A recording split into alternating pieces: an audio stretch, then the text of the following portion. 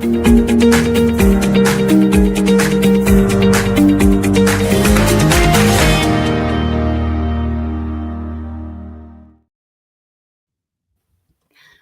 and welcome to the Energy Realties podcast, where today we are addressing a very important question, namely, did Trump just kill Joe Biden's EV dreams? It's going to be a very short podcast because the answer to this question is yes, he did. But he did more than that, and we're here to discuss this with Tammy Nemeth, who just disappeared, so I'll present her later. David Blackmon in Texas. How are you today, David? Oh, I'm just so happy I can hardly stand it. It's just a beautiful day in Texas and a beautiful day in America. This is great. Are you in a Christmas mood already? I Or am. is We it got too all late? our decorations up yesterday. I'm about to upload a fake background photo reflecting that. It won't really be my living room, but we got it all done. It only took about 3 hours, and then I had to go take a nap, so it was all great. It could be exhausting. Oh, here's Tammy. Hello, Tammy. How are you today? Hi everybody. I'm doing well, thank you. It's a rainy day in Britain. We're still waiting for No, snow. say Amazing. it's not so. It's raining and cloudy and foggy and nasty in Britain. It's not nasty. Yeah, pretty much. But that's okay because Ed Miliband today is going to be fast tracking a bunch of solar installations across the country. So hey, Yay! Great. Tammy, is this before or after he flies to Brazil twice to attend the same meeting? I'm just checking. I know, but we all got to do our part. Yeah, sacrifices need to be made. I mean, Yes. it's a very long flight from the UK to Brazil. Yeah, for sure. Show some consideration. And we've got Stu Turley. Where are you today, Stu? I'm in Texas. You got to love a good Texas place. I can throw a rock and hit the Stargate data center. That is a big cotton picking data center, even by my standards. Wow. But is your electricity supply stable? Yeah, For the moment. for the moment. But the cool thing about that data center is they've got behind the meter power going in, so it is all natural gas behind the power meter, so it is not going to be affecting the thing. The funny thing is Abilene, Texas is growing like I haven't seen in 30 years. It's Yeah. pretty crazy. So it's amazing what a ginormous, gigantic data center does to an economy. Yeah, it's the next boom town. That's interesting. So, about EVs. What's happening with EVs in America, David? Oh, it's just so glorious. Where do I begin? You could see all this coming as soon as Trump won the election. You knew he was going to move in this direction. He killed California's EV mandate, Gavin Newsom's pet project, in June by rescinding their exemption under the Clean Air Act. And so Newsom's EV dreams went up in smoke. And then last week, the president moved to destroy Joe Biden's EV dreams by rescinding the CAFE standards Biden had sought to implement during his administration in 2022. He raised the average fleet auto mileage to 49.4 miles per 49 miles per gallon, which was impossible to achieve without converting most of the fleet to electric vehicles. And then they raised it last year to 50.4 miles per gallon, which was even more impossible to achieve. And so the whole impetus behind that was to force car makers to invest billions of dollars in new plant and equipment to make electric vehicles and introduce all these new electric models, which aren't selling, which nobody wants to buy.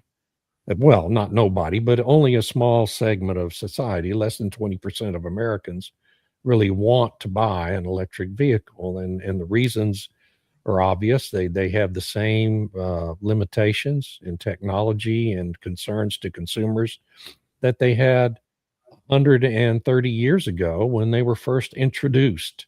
Okay, limited mileage range on a charge, battery fires. I mean, we just had two townhomes go up in flames in where was that, Stu? Was it in Iowa? Yeah, right. Somewhere in the Midwest. Major fire. This couple had parked 2 electric vehicles in their garage and were charging one overnight, and it just erupted in flames, burned the damn house down and their neighbor's townhouse with it. And so I mean, consumers can't afford the cost of insurance, not just for their cars but for their homes. If you park an EV in your garage, you're going to pay higher homeowner insurance now because of these, spontaneous combustion fires. So anyway, we repealed the $7,500 per unit subsidy under the IRA and the One Big Beautiful Bill Act. That went into effect at the end of September, and in October and November, sales of electric vehicles completely cratered in the United States, which was the most predictable outcome on the face of the earth. Because without that $7,500 per unit subsidy, they are simply not competitive in the market. And that's the case with all of these fake solutions that have been offered in this fake energy transition. None of them can be sustained without constantly increasing, not just sustaining government subsidies, but the subsidies have to continuously increase to keep competitive in the marketplace with traditional forms of energy. And electric vehicles are the least sustainable among all of them. And so, what we're seeing now is Ford is about to cancel the production of the F-150 Lightning. They've already severely cut back on their factories making those cars. Stellantis canceled plans to introduce a full-size pickup in September because they decided it just wasn't marketable. The Cybertruck introduced by Elon Musk, the weird-looking DeLorean contraption that Tesla rolled out, we had fairly strong sales, as again was entirely predictable, and then it crashed. Nobody wants to buy those damn things either because they're stupid looking and they're too costly. And all the other limiters that are endemic in electric vehicles. So I suspect within the next couple of years, almost every pure play electric vehicle company in America is going to be bankrupt, except for Tesla, because Tesla's just got such a head start on everyone in that part of the market, and that Ford and General Motors are going to dramatically cut back as well. And that's the right thing because they're not competitive in the market. They're not a real solution. They're not sustainable, and it's just all a big scam. And it's time to admit that and go back to making cars people want to buy. Thank you. The great thing is that Trump kind of acted preemptively by removing the subsidies, because everyone could have guessed what would happen. As you said, because we saw it in Germany. Germany tried to phase out subsidies for electric vehicles a couple of years ago. Was it last year? Anyway, but it tried, and sales immediately plummeted. Of course. So they said, oh, okay, we'll bring back the subsidies. So unlike the US, where you have Trump, we will have to wait for the governments to go bankrupt to stop subsidizing EVs. Yeah. And even in Europe, with all these subsidies for EVs and all the other incentives, even in Europe, car makers are finding it hard to sell their EVs. So they're asking for a reconsideration of the ban, the 2035 ban on internal combustion engines. But of course, the UK is more fascinating because on the one hand, I understand the Chancellor wants to tax EVs per mile or something, but she was also, did they approve it, Tammy, this package of, was it £2 billion or 1 billion something pounds to subsidize more EV sales? I'm not sure. There was so much in that budget. I haven't finished really unpacking it. I mean, it's insane. But with respect to they have the mandate, right? So a certain percentage of new vehicles must be electric, um, that must be sold in the UK. And if the manufacturers don't meet those targets, they have to pay a fine, and it's significant, right? And so they were like, "Oh, how are we going to do this?" So then the government had different subsidies, and they were trying to do kind of like what Norway did, where they made it really expensive to have an internal combustion engine vehicle. So they were offering these inducements like you didn't have to pay this kind of road tax, or you didn't have to have an MOT, which is like you have to get it checked out by the government every year. You get a 3-year limit where you don't have to go in. You were exempt from the different ultra low emission zone charges. You were exempt from all these different things, right? So it was like, oh, well, I get a subsidy. I get discounts on all these different things. You wouldn't need to pay road tax or whatever it was for until you sold the vehicle down the road. So you were able to kick that can down the road, so to speak. But in this budget, they realized, oh crap, if we have all these EVs getting all these exemptions, who's going to pay to upkeep the roads? Because the EVs wear the roads down quicker. And right now, the fuel, there's a fuel tax, and that fuel tax goes towards road maintenance like it does in North America and the European Union. And so if the EVs aren't buying gas, and the gas has the road tax, and they don't have to pay this other road tax, they're like, well, how are we going to get money to maintain the roads? So then they came up with this brilliant plan to charge by the mile. And so then they're going to require the EV owners to take their car in to the garage to have the odometer certified of how many miles they've driven in a year, and then they will be taxed accordingly. And then they've added this thing where, well, you can just wait 3 years and then pay the full cost in 3 years instead of taking your car in once a year, because they have this exemption from going in to the garage for certification. So they just made it really complicated. And then it was like, well, if I'm driving abroad, I too have to, it doesn't, you'd still end up having to pay this per mile thing, because it's not like you're saying, well, I drove 2,000 miles in the EU. I shouldn't have to pay this tax because I was in the EU or whatever, but it's a flat for however much you drive your car. So that's the craziness that the UK is doing. And the thing is, people, you can get in, it's like a bait and switch, right? So they persuade people to buy the EVs, saying that it'll be this much less operating a vehicle than an internal combustion engine vehicle, and you'll get all these discounts, et cetera, et cetera. But what happens when all the ICE vehicles are off the road? You still have to make up for these different costs, road maintenance and all that. So that now they're starting to roll in these costs, which add on to the price of EVs.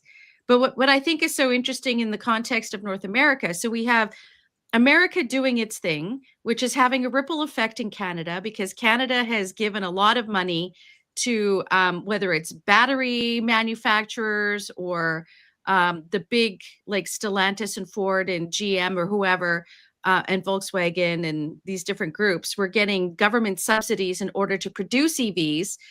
And they were using the Inflation Reduction Act as leverage in Canada to say, look, the IRA is giving us all this money to retool our factories. What are you going to do for us today? So then Canada had to increase how much money it would offer to sweeten the pot, sweeten the deal. And so now the companies are like, well, where's the market for this? Who's going to buy these? Because the whole point was that they would make them in Canada and sell them in both the US and Canada. But with the tariff situation, and Americans don't want to buy them, Canada's still, it's suspended its EV mandate, but by a year. So they're trying to wait and see what's going to happen in the United States. But it's like nobody in Canada wants to buy these unless they get lots of subsidies or they live in the green belt of Vancouver or Toronto or something. But for the most part, most Canadians don't want to buy these vehicles because they're unreliable for all the reasons David laid out. And then we have the EU, which is doing its own thing, and they have the subsidies, but now they have this threat of China EVs coming in. And if you lose your manufacturing, then how is that going to be helpful for your economy if you're just importing? Sorry. Right? So lots of different moving parts there. So Trump has thrown the big old monkey wrench into this nice little plan they had organized supposedly for the world. Wow. This is so ridiculous because the EU is a complete disaster, and it's trying to make an even greater disaster of itself, even though it is already a complete disaster. As you said, if you lose your manufacturers, what do? But no, they've got the carbon border adjustment mechanism coming into effect from January, which is going to help absolutely every industry that uses imported goods, including, I assume, the car making industry. I mean, The Indians are saying that they will have to look for new markets for their steel. Did you know that 2/3 of Indian steel for export ends up in the EU? Because I didn't. But Wow, apparently I didn't it does. Wow. Yeah. And India is the second biggest steel producer in the world after China. So that's going to go very well for European industries. Wow. Stu, when are you buying a Ford F-150? I'm looking at getting a 350 just because I can. But let me start with I had a 250 and I had 260,000 miles on it before a rat got into the engine. Otherwise, I'd still be driving it. But let's start with Rodney. I think a Democrat got in my truck, but let's just leave that alone. Rodney McGinnis, if we succeed at waking the majority of society that the science was grossly wrong on greenhouse gases and they convert to climate realist, I wonder what percentage of people would still want an EV. Rodney, outstanding. I love your sense of humor. Rock on. Rock on. There will always be that 5% or something. Yeah. It's like psychopaths. Psychopaths are a constant percentage of society. Let me add this. People are psychopaths. Let me add this for my aging in-laws. They love their Tesla, and I believe there is going to be a market. They're going to be able to keep their driver's license longer because of the self-driving features that are solely in a Tesla are phenomenal. Because this is me riding with my father-in-law. I don't want to be in the car with that man because he can't drive. But behind a Tesla, I'll ride in that bad dog. But let's take a look at what Rodney was talking about, and that's CO2. I found this guy on TikTok. I don't know who he is. I want to give him a shout out, but because it was copied, he brings up some very valuable points. I'm only going to show part of this, but I'm going to share the video for you all to put into your Substacks and all of the bullet points. I'm going to just show a little bit of the clip, and then I'm going to go through the bullet points that this guy brings out. He gives a TED Talk in San Antonio, Texas. Here we go.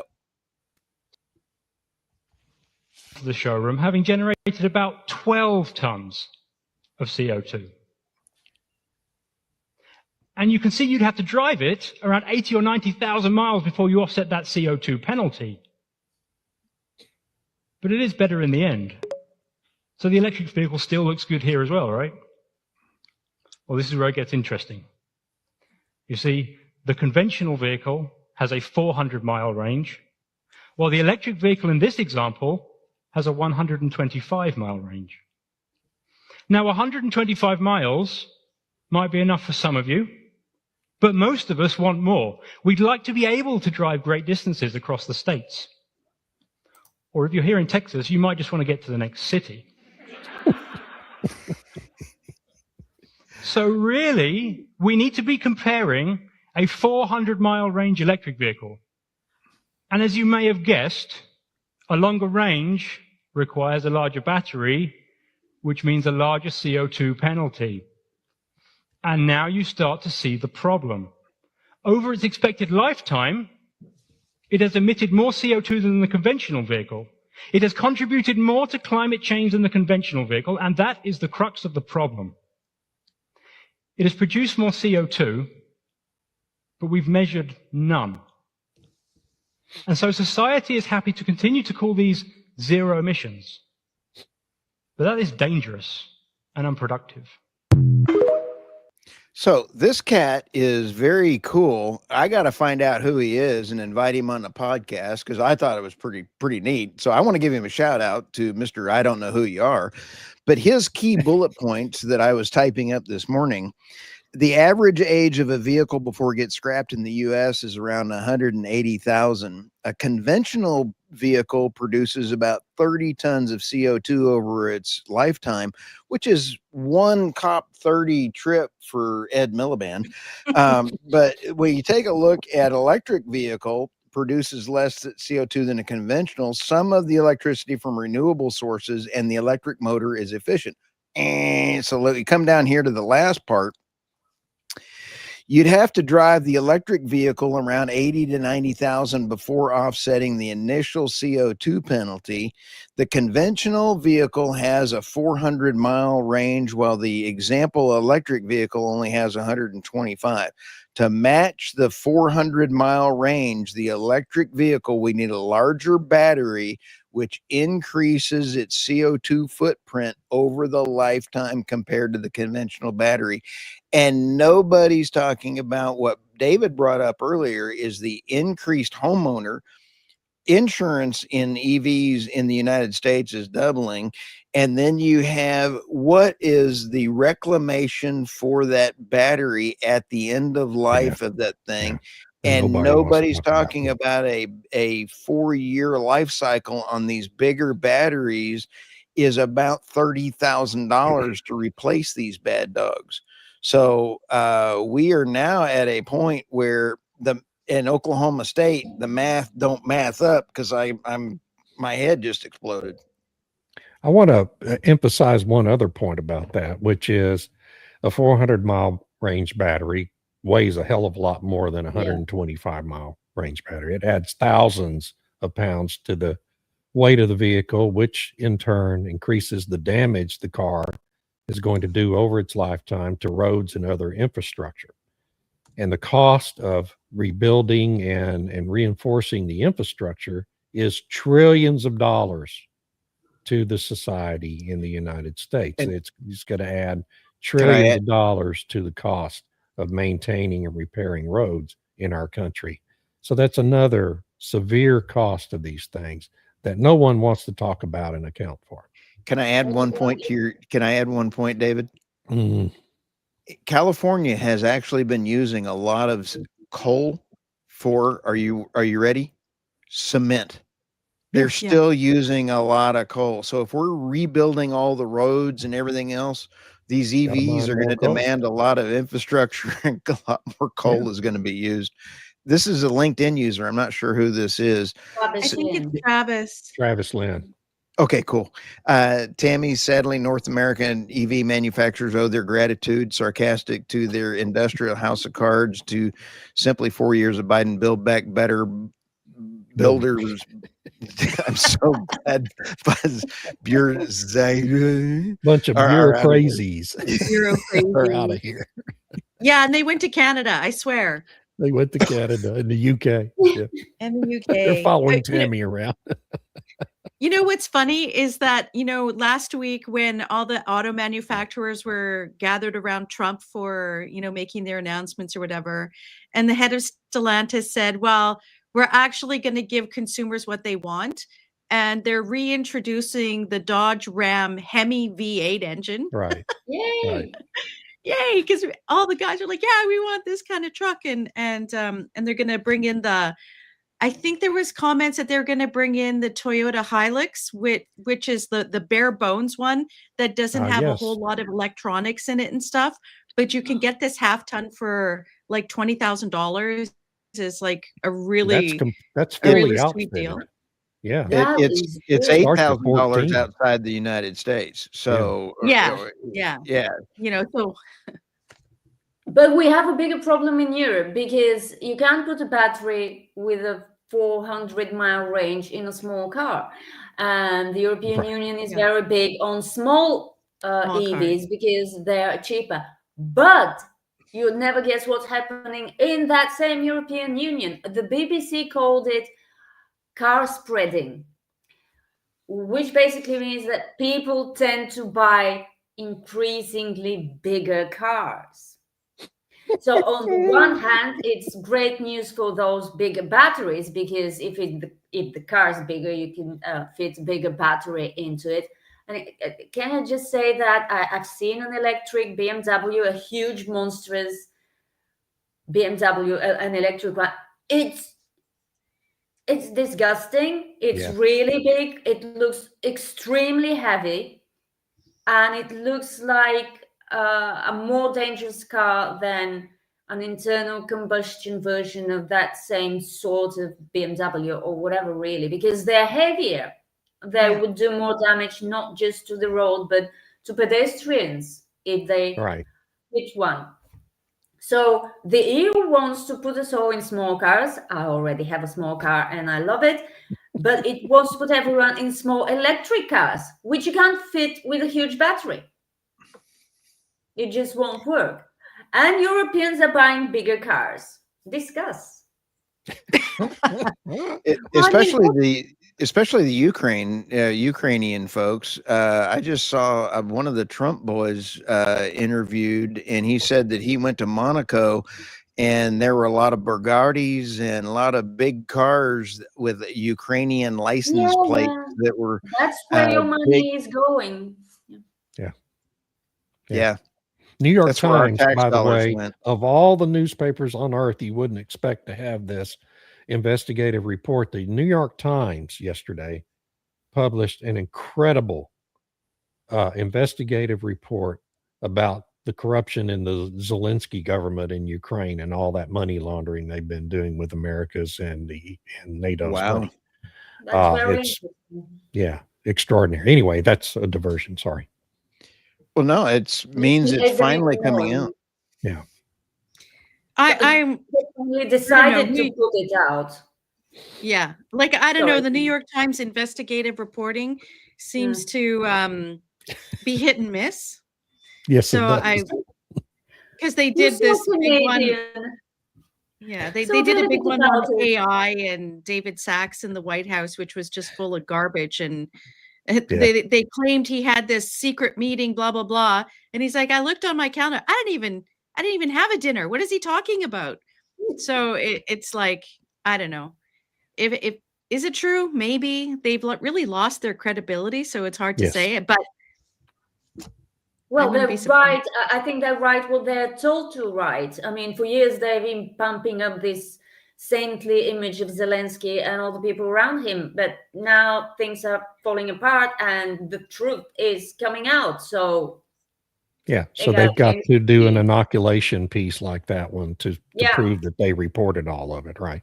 This is Which Yeah. the they game didn't. they and the Washington Post and other big newspapers play all the time. We are about to see an end of the war, and I just saw President Putin Yes, we are. interviewed, and he said he has been in contact with American companies that want to do business in Russia. I believe our trading blocks are going to realign, and our trading blocks are going to include Russia, India, and all these other areas, and the world is going to change. I think it's going to be great. When you look at Russia, they're over 300 million pounds of gold. China has bought more gold than has been in the history. The United States has been bringing in more gold. You look at the gold standard and you look at the world according to finances, the world is changing, and the UK and the EU are left behind. Well, that's Well, the problem. yeah. Sorry, Tammy, could you just, Stu, could you show us the last comment, because it's pertinent. It's the same thing. The truth is coming out for EVs as for the Ukrainian regime. It's the same thing. You can't hide the facts forever, much as you'd like Right. to. exactly. No, and we would not see an end of the war until Zelensky was out of office, and the EU and the UK are standing behind Zelensky because they need the monetary subsidies of the war machine to keep themselves in power. Yeah, well, I Well, think there, they're getting a piece of the cash too, to be honest. At this point, I think they are getting a cut. ooh, that's a Sorry, She's heavy Tammy. coming. allegation. She's coming to the dark side here. It's not just stupidity; it's a conspiracy now, right?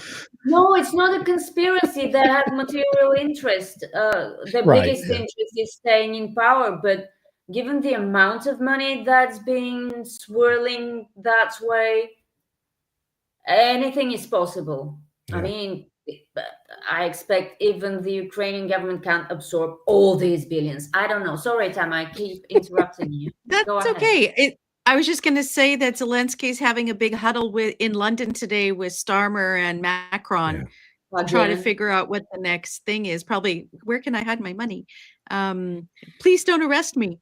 I don't know. So yeah, it'll be interesting to see how that pans out. But I wanted to add here about the small vehicles. So like there's the small EVs, the Volkswagen Up or something. So And then I think Renault has a little one. But what they're really pushing are the Chinese models in the European Union, saying, okay, Yeah. these are the nice small ones. You know, you have a decent battery size and so on and so forth. But then it's like, oh, wait a second. The auto manufacturers are saying, but we need, if you bring in all these Chinese vehicles, we won't be able to build any. You know, this will be Exactly. bad. We'll lose workers. But then we want to have this shift to defense so that these auto manufacturers will retool and make defense armaments. And it's like, okay, but if the war in Ukraine ends, now what what? happens then? What Oh next? my Yeah. God. Now what do we happens do? then? Now what do we do? So Let- they let me- really need this war, but it's not going to happen because you Can- need two sides to have a war. And Can if I one ask side this? doesn't care about you, Tammy, Tammy and Irina, I really want to ask this one because I noticed that there is a couple stories out there about the United States. President Trump is expecting that NATO pick up more of their responsibilities for their own defense, and the U.S. is imagine that. reducing the amount of military. We're reducing our involvement in the European Union, and I think that that's a great thing. So too. the deindustrialization of net zero has taken its toll on the manufacturing ability of the EU to be able to defend themselves. Absolutely. Absolutely. And so you have to ask yourself why? Why did they allow that to happen in the European Union and in Canada?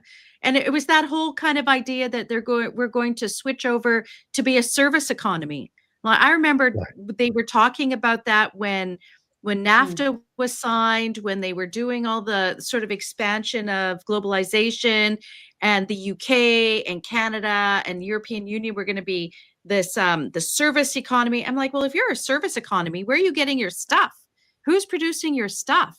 And if you're Asia. reliant on if you're reliant on some other region or country to produce the things you need in order to defend yourself, it was like this really bizarre idea that there was never ever going to be war again, and that there was no need to have your own pharmaceuticals. There was no need to have your own stockpiles of critical minerals and resources. It was like, we're all going to share and sing kumbaya and everything will be great.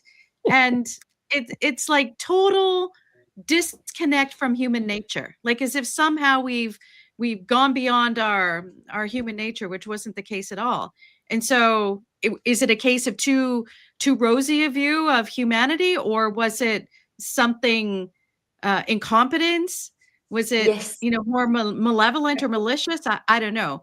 But, if I could just quickly bring in here, and I know this is a little bit away from our EV topic, but Trump released the national security strategy. And on page 14, where I thought was just brilliant, because it kind of feeds into what we're talking about here. If I can just find it on my screen, where it said that the U.S. rejects net zero, because where is it? Yeah, we reject the disastrous climate change and net zero ideologies that have so greatly harmed Europe, threaten the United States, and subsidize our adversaries. Now, there's a clear delineation and statement that their adversary is in Asia, right? And I think that throws the gauntlet down to say that net zero is just it weakens societies. So I love Rodney. Yeah. So The genius yeah, is that the Rodney- EU might pass a law that wars have to be fought in small EVs on the battlefield. Then they'll have the best of both worlds. War Can and you EV. imagine SEAL Team 6 driving a bunch of small EVs trying to do a rat patrol raid? No. they were looking to electrify the tanks and the Yeah. vehicles, and Make NATO them had solar done these powered. studies. Yeah. Right. So he's not far off. I mean, they were He's trying to not. do it, and with the Biden auto pen, they were well on their way. So and then reality hit, I guess, or whatever. Okay, story time. Story time. Why not? All right. First up. Oh my God. Okay, so there's an organization called the Assembly of First Nations in Canada, and they had a big meeting last week where they voted unanimously to reject the memorandum of understanding with Alberta, in particular the potential for a pipeline to the Pacific Northwest coast, because it would require an amendment or repeal of the tanker ban. And people seem to not realize that there's lots of oil tankers that actually traverse that area from Alaska that goes down. But apparently, if it originates in Canada, then it's a disaster. But if it's coming from elsewhere, it's no problem. And so what I always find so interesting with these kinds of statements, so you have the head of the Assembly of First Nations. Did they talk to the First Nations groups that support this project, that where it goes across their land? It's kind of like they want natives across the country to have a veto on anything that happens on someone else's territory. So I don't quite understand if those tribes were represented or not. But Mark Carney has basically said that the Indigenous people will essentially have a veto, and same with the province of British Columbia, which is run by the Socialist Party, which doesn't want the pipeline. So yay, they talked all about this MOU, but I don't see anything actually coming out of it, but who knows? Time will tell. Can I offer a word of warning about all that? Yep. And allowing the AFN to cancel that MOU is we've got 30 to 40% of the American Navy's assets assembled in the Caribbean right now. We're about to have a regime change in Venezuela, it looks like. If there's a regime change in Venezuela, Maduro is taken out, forced to go into exile, whatever, and you replace it with a government that's focused on revitalizing Venezuela's formerly powerful energy economy with the world's largest reserves of heavy crude oil, similar in grade to the oil sands, the world will soon be completely awash in heavy crude oil. And Canada's current market is to send about 90% of that oil sands oil down to the Gulf Coast refineries that are set up to process that crude. If Venezuela's energy economy is revitalized, there's going to be heavy competition for that refining capacity now for Canada. And Canada would be very well served to have an alternative way of sending that crude oil to market. Otherwise, if you end up with highly discounted cargoes coming into the United States from Venezuela, they're going to crowd that oil sands all out of the market in the United States. So this is a big deal for Canada, and I'm sure Carney is thinking about all that in relation to this because, you know, he is, as repugnant as he is politically, he is a a person who probably has a pretty strong grasp on reality of the economic situation there. So I would almost 5 years disagree. from now, we could have a real heavy competition for that refining capacity on the Gulf Coast. You're right. And it to some extent, I think Alberta understands that, and that's why they're so determined to have this pipeline to go to the West Coast and be able to sell that product to Asia, whether it's India, China, the southeast parts of Asia, and so on. Carney, I don't know if he sees it that way. I think he sees it more as a means of, honestly, I think he knew that the natives would take this position. And Sure. so what he ended up getting in that MOU was Alberta to commit to an increase in the carbon tax, in the industrial carbon tax, which then makes Alberta oil uncompetitive, which means then you can phase it out. And that's, if you read his book and if he's true to his values, because he keeps talking about how values are so important, he wants to phase out the production of oil in Canada. So, and he sees it as a gradual decline so that it doesn't crash investment portfolios like what he holds. So I don't know. On the one hand, I think there's a possibility that Alberta definitely sees it. I just don't know. I can't believe Mark Tammy? Carney's there yet, but No, maybe. May I throw this squirrel into this ugly baby mix? And that is Gavin Newsom's war on oil is very much like Carney's. And when you take a look, he has won that war. The oil and gas industry in California is dead. Yeah. The main pipeline is closing this month. And with that pipeline closing this month, you're going to have to put on trucks all of the oil that's produced internally. Well, they're importing now 70% of their oil in California. And if Alaska was about to have its heavy oil resurgence, the refineries are now shuttering in sooner. They're bringing their refineries in the California that are to do heavy crude. They could have been a customer for that heavy crude coming out of Canada. They've been a great customer for California. They're wiping it out. And so Alaska will be selling its oil to Asia to refineries. This is a gigantic oops. Yeah. Yeah. Okay. So my second story there is about the Stellantis deal. So Canada had given, like I said before, a whole lot of money, totaling billions, to the different auto manufacturers to keep to retool their manufacturing plants to produce batteries and EVs and so on. And one of the big ones was Stellantis had received lots of different money, 500 million from the federal government, 500 million from the provincial government.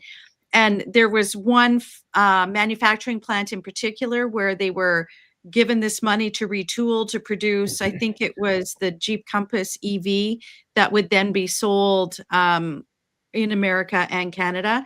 And so they originally said, well, we're just going, we don't really have a market for it yet, so we're just going to put it on hold. So they didn't say they canceled it. They're just going to put it on hold. And you see that for a lot of the different so-called investments in Canada, where they've put it on hold rather than say we're canceling it altogether. A few have canceled, like Northvolt and whatever. But Stellantis is actually being sued, or the Canadian government has declared that they're in default of the contract that they signed in order to get this money from the federal government. So we'll see what actually happens if they sign out of court or whatever. There was a huge kerfuffle in Parliament where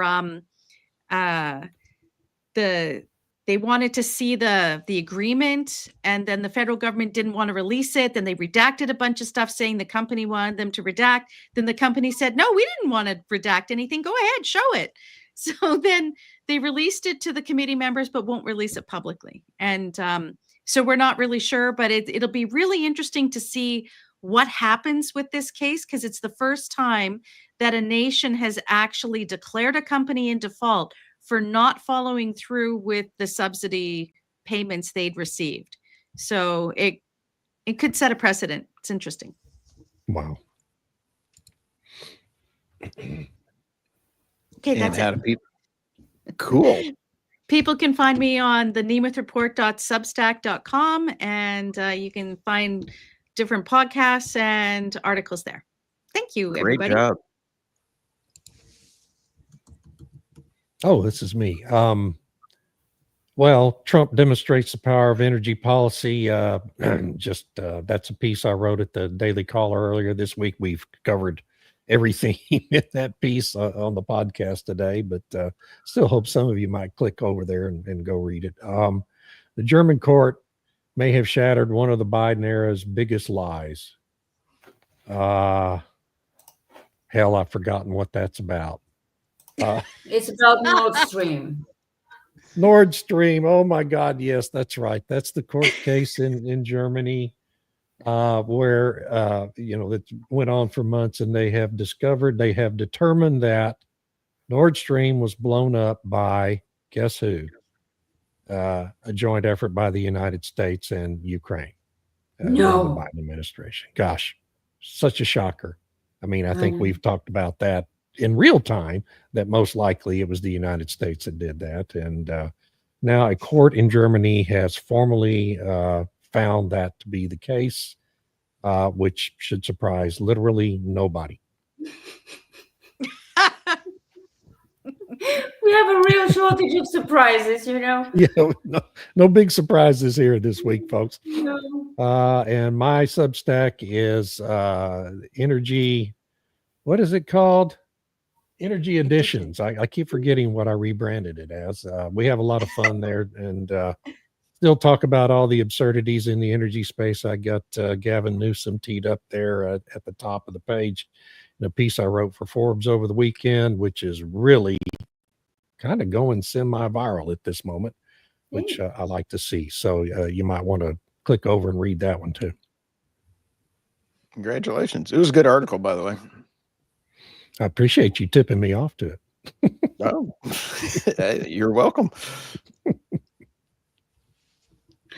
Oh, these are lovely. These are mine. I'll start with Norway. Norway's looming power deficit threatens exports to the UK. Norway is about to swing into a deficit of electricity by 2030. It's going to turn from net exporter into a net importer of electricity, which is really bad news for the UK. What a travesty. Did you believe that those estimates, Irina? Did you believe that? And I take them with a pinch of salt because they come from DNV, but then because I wrote a Substack on data centers and AI today again, I did some superficial research, and it seems big tech really likes the Nordics for their data centers. And when you start building data centers, you get more electricity demand. And Norway is already exporting a lot of both gas and electricity to the European Union and the UK. And Microsoft is building one huge data center in Norway. Maybe it won't be the last one. It depends on the Norwegian government, I imagine. If this happens, if they build several huge data centers, taking advantage of the cheap electricity because Norway has so much hydro, it will bring demand up. And Norway doesn't power itself with hydro alone, and hydro tends to fluctuate. It will need to use more of its own gas. So yeah, I think exports will be impacted. I'm not sure about the deficit, but the very possibility, however remote it may be, that Norway, this major exporter, could end up like Australia, which is exactly what happened with Australia. It exports, it's one of the top 3 exporters of liquefied natural gas, and it's now preparing to start importing liquefied natural gas. So if it's happened once, I would not put it past green ideologues to make it happen again in Norway. Although I hope it doesn't happen. I really Think of the hope level of absolute government malfeasance it takes to put an Yeah. energy powerhouse like Norway I into an energy know. deficit situation. It's But stunning. they do have, I think, a reasonable energy minister right now. I think in Norway, who talks sense and who knows how important energy security is. So there's hope. And the What a second tragedy. is really sweet. I mean, this guy that the EU has as climate commissioner, he's so into the ideology. He is incapable of thinking about the consequences of his and his system's actions. So apparently Wopke Hoekstra is angry with China, India and Saudi Arabia because they don't like the carbon border adjustment mechanism, which is another shocker in a podcast full of shocking revelations. But he says, essentially, he gave an interview to the Financial Times, and he said basically they'll have to lie down and take it, which is not going to happen. As I mentioned, the Indian steel exporters are looking for new markets. I imagine other major exporters to the European Union will do the same thing rather than pay this carbon tax if it affects their competitiveness.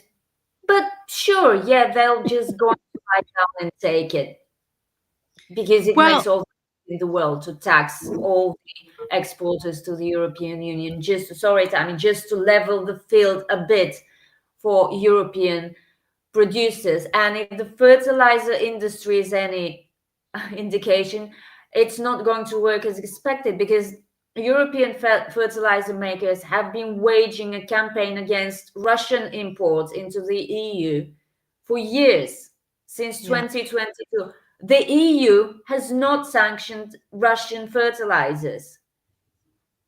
It sanctioned everything else it could. It has not sanctioned fertilizer. Guess why? Because they're cheaper.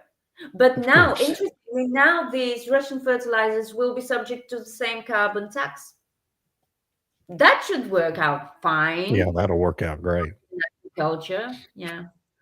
So I wanted to highlight one sentence that Hoekstra said in that article. He was quoted as saying, as people get used to it and it gets implemented, it will be less of a conversation. Because the whole point of all of this stuff is just to get companies to report. It's about reporting, because it's not just that they're levying this carbon tax on organizations. Those organizations have to account for all of their emissions so that it can be calculated appropriately. So that means that Indian companies will have to be reporting, monitoring, and verifying all of their emissions so that it can be calculated at the appropriate level to ensure that they're paying the same amount as their European counterparts. And it's really the whole point of all of that is to get the reporting. That's what they really care about, is to get every company in the world reporting emissions. But they can't do it. They haven't even done the mechanism. It's also mentioned in the FT story that the FT saw some drafts and some Excel sheets with default emission values, but these are not final.